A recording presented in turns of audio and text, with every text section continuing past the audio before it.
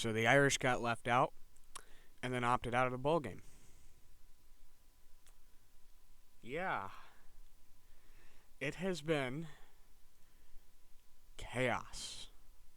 Literal chaos. So, looking at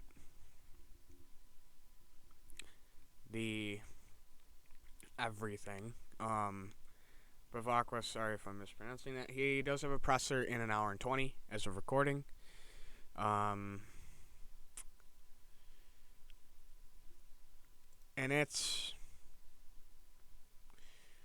probably going to be more of the same of like what he said on the Dan Patrick show and what he's came out, and pretty much everyone has come out and said from the university over the past 48 hours since everything happened.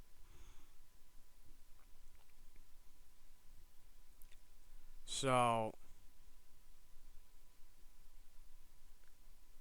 looking at it, now there's a lot of complaining and back and forth and this and that from all sides. Everyone's pointing and going, no, this is the reason we should be in, or this is the reason you should be out, and, you know, you just suck, or blah, blah, blah. Or your schedule's cupcake, and here's why it's not. You know, everyone at this point has been fighting over Notre Dame so much. It has taken over the media cycle. It has literally taken over the media cycle. So, Minchie did hit the portal. It was announced yesterday that it sounds like sources are saying that he will. Everybody that's a Notre Dame fan expected this was probably going to happen.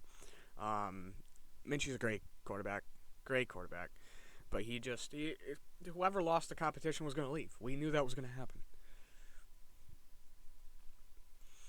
Like, it wasn't unexpected.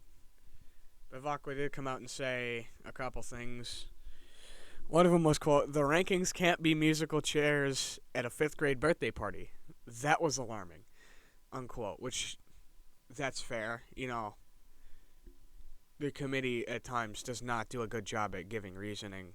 I fully agree that the head-to-head should have been factored in the whole time, but also that some of the way they've moved around and handle this is not done well around the Irish, to the point where it should have been done differently at the same time, both in and against their favor. And Bevacqua did come out and say a couple things about the rankings, basically saying, what's the point if it doesn't give you the greatest indication? And he also said he believes 16 teams is the perfect number for the playoff, which I don't agree with. Please stop expanding. You don't need to expand, and the only thing you need to do is get rid of the conference championship requirement. There's no reason. Fair play to JMU. Fair play to Tulane. I love JMU as, like, a team that just came up. I love the story of, like, they just got in and they're playing really good football. I love Cinderella runs. You're not going to get it out of a G5 coming into the college football playoff. Ever. You're going to see them get stomped every single time. Every single time.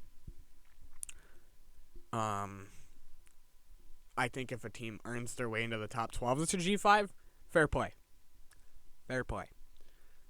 Get in the playoff while you want. I think it's how it should be. Top 12. Top 4 get a bye. Leave it at that. No conference winners. Because then the argument's not 9, 10, 11. It's 11, 12, 13, 14. And you won't have a game that you're literally just going, blah. I don't even have to watch. I know.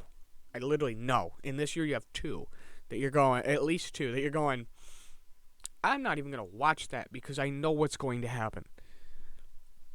That's where my problem with the college football playoff comes in. Bevacqua did also say Freeman talked to the captains. Captains and others couldn't imagine taking the field as the team that won 10 games due to injuries and opt-outs. There was a tweet from somebody, and I don't know who it was. I just saw it. But some of the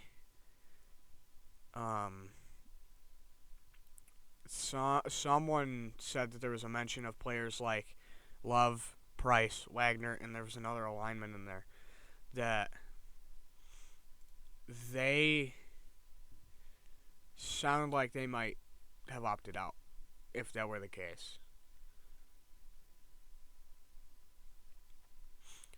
But you also have Minchie's on the way out. Who knows who else is going to transfer?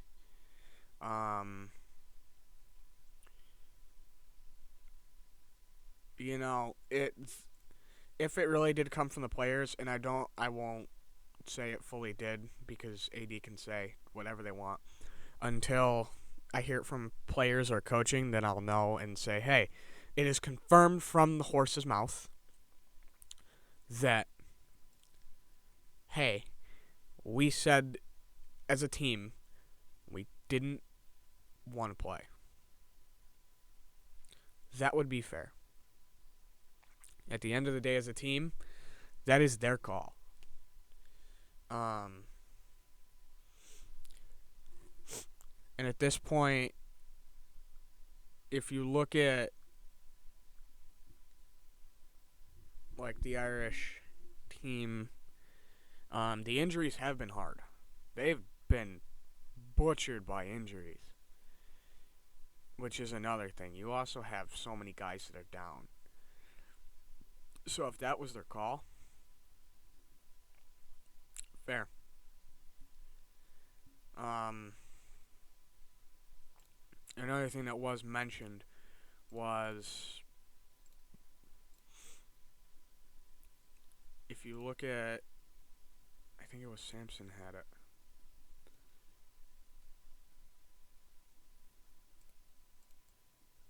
I couldn't find it, but I did want to know. The Irish were down Ashton Craig, William Moasa, Chance Tucker for the season. Plus they would have injuries like Burnett was questionable, Flanagan was questionable, Billy Scrath was questionable, Agusa was questionable, Rubio was questionable, a few others that may not be on the list I was looking at, because I do remember there were a couple. Obviously, you still had backup running back Kendrick Young was down for the year. So the list goes on. It's crazy that the media cycle has been taken over by the Irish.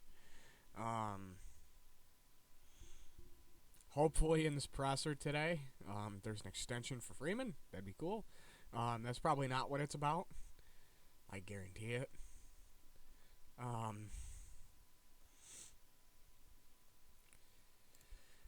It's been a very weird cycle recently.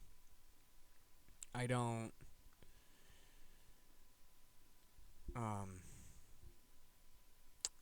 disagree with some of the points made for anti-Notre Dame sentiment, but I also don't disagree with a lot of the points for Notre Dame.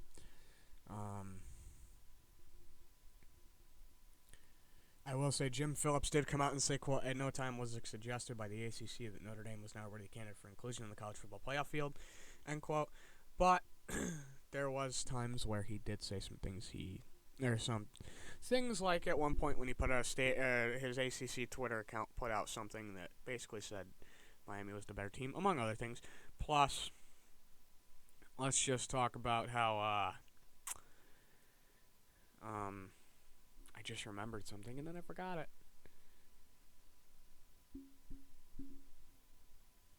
Oh, that Notre Dame is still just a partial member. If they really wanted to, they can find a way to walk away. Some people have brought up some ways to do it. It's possible. and Bevacqua did say that the ACC did, quote, permanent damage, unquote, to its relationship with Notre Dame. So there's also that. So that's the other thing that I don't know what this press conference could be about. Who knows? I mean, I'm excited to hear it. I'm going to be watching in a way. I'm going to keep up with it. I am 100% going to keep up with it. And the other thing is looking at this, like seeing all the people going back and forth. Hopefully all the guys that are going to the draft, like I think I saw Rocco Spindler, declared, even though he can't return anyways because he's been here 5 years. But hopefully all those guys that do declare land in good spots and progress. I know Cam Hart just had a pick last night, former Notre Dame cornerback. Let's hope that these guys can get lucky and land in good spots that will go to the draft. It sucks to see 11 go, but go Irish. Hopefully this press conference is something good.